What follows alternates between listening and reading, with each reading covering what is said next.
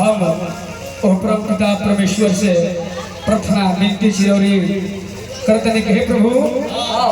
जौना खुशी में आज हमने के दुगला के कार्यक्रम गवे बनी जा दूर दराज से जिला से लोग आई बा जोड़ी के भगवान जुग जुग सलामत रखे ये हमने परम पिता परमेश्वर से प्रार्थना करते हैं। जय हो कि जोड़िया बनल रहो जबले सूरज जोड़िया बनल रहो जबले सूरज चांद रही कि धरती आसमान रही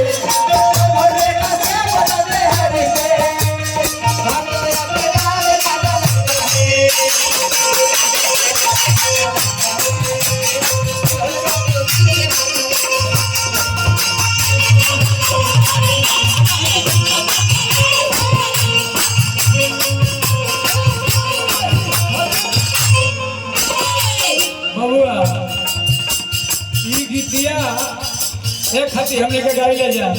कि है गीतिया में परिचय पात्र होला कि है बारात में के आई बा दुल्हे राजा के आई बा दुल्हा राजा के मामा आई बड़े कि ना पाहुन आई बड़े कि ना फूफा आई बड़े कि ना दो साथी आई लोग कि ना यही गीतिया में परिचय हो जाए।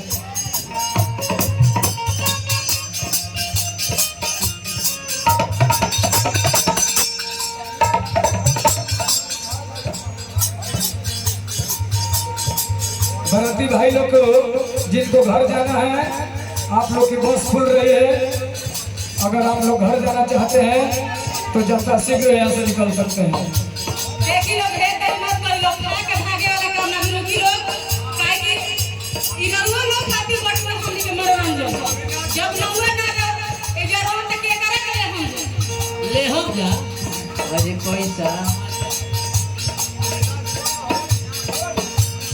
यही गीतिया में परिचय पात्र होला बोले कि दुल्हे राजा के मित्र साथी हित नाता कुटुंब के कि जोड़िया बनल रहो